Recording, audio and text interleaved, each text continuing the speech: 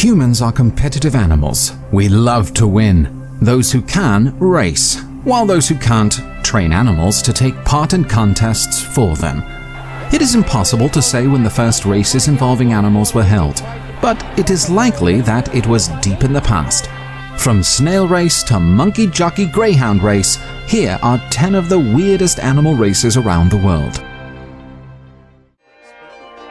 Number 10. One of the highlights of the British sporting year is the annual Oxford and Cambridge boat race.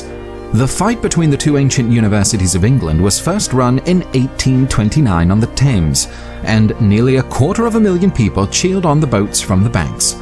Less well known, but just as thrilling, is the Oxford-Cambridge goat race. Taking place each year at Spitalfields City Farm, you can watch two goats go head-to-head for the honour of their university. One is dressed in the majestic blue of Oxford, while the other is resplendent in the slightly different blue of Cambridge. Because goats are not the most biddable of animals, the two are lured along the track by a person carrying a bucket of food. Interestingly, the Oxford and Cambridge race is not the only goat race. In Tobago, you can watch multiple goats trotting in competition on the Tuesday after Easter. The race was first held on the streets, but has since been relocated to a $100 million sporting arena. Number 9. Ever wanted to see a horse race but thought the horses were just too big?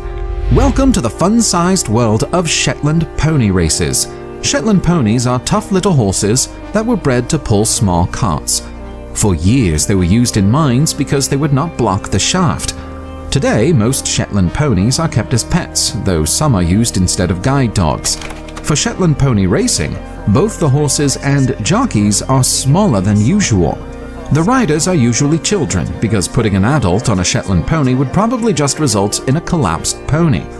Children can be riders until they reach 1.5 meters in height.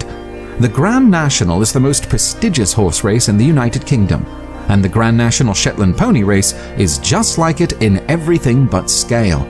The jumps are of a suitably cute size for their suitably cute jumpers. Number 8.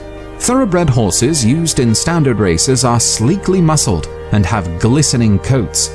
But looks aren't everything. There are horse races in Japan that test both the speed and strength of the horse. Ban-ai are races that see draft horses dragging heavy sleds over a track filled with ups and downs. A jockey stands behind them and drives them on. These sleds can weigh up to a ton. The races began as an outgrowth of agriculture, with horses being raced as they pulled in harvests or moved equipment.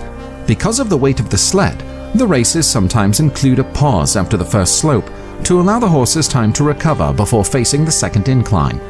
The sport has nearly died out, but the popularity of gambling on the events has seen it make something of a comeback. Number 7. Yabbies are crayfish native to Australia and are delicious boiled or barbecued. They also make for entertaining races. In each race, 10 yabbies are placed in the middle of a ring marked on the ground. To differentiate between them, they are marked with numbers painted on them with whiteout.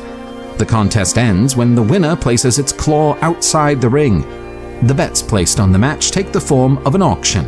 Bidders call out the number and price they are willing to pay. All the money raised goes into a pot, and the owner of the winning yabby claims all the cash. Number 6. Cane toads are a pest in Australia. They were originally introduced to Australia from America in an effort to control the cane beetle, which was attacking sugarcane crops. It turned out, however, that the cure was worse than the disease. Soon the cane toad population exploded and severely damaged the natural ecosystem.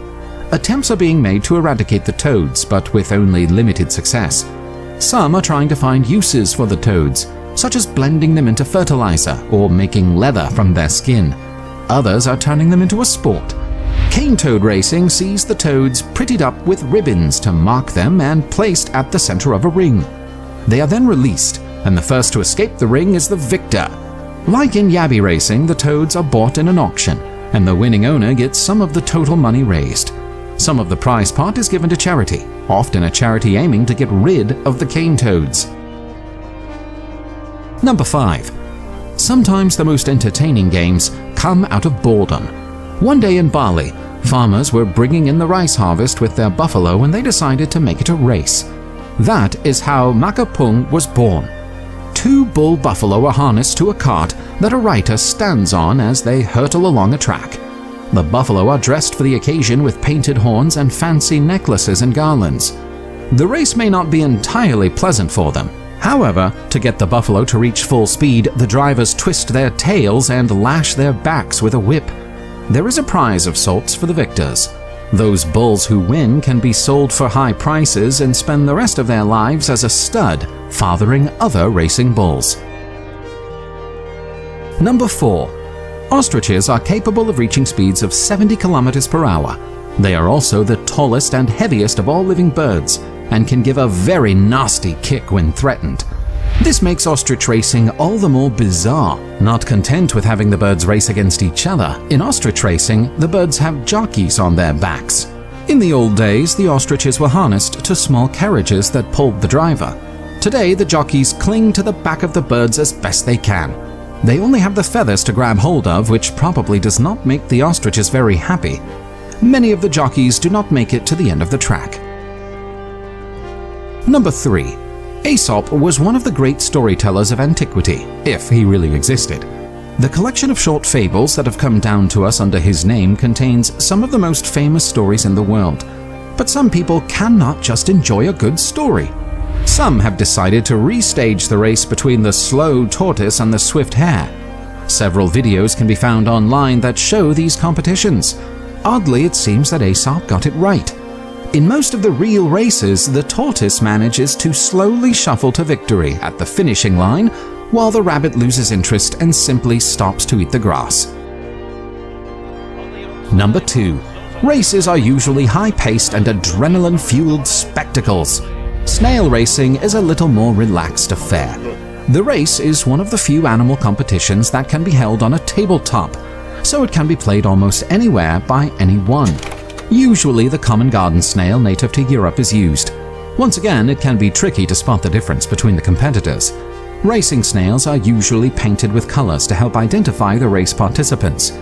They are then placed in the center of a ring around 12 inches in diameter, and the winner is the first to cross the edge. Number 1. In a list of animal races, it is perhaps unfair to include events where humans are involved at all. To make up for it, here is an event that includes not one species, but 2.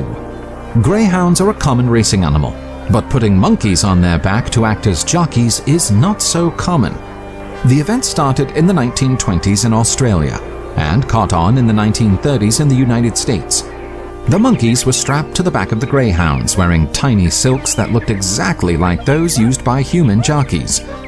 In 1933, a patent was applied for that covered the design of a miniature saddle and harness for monkey riders.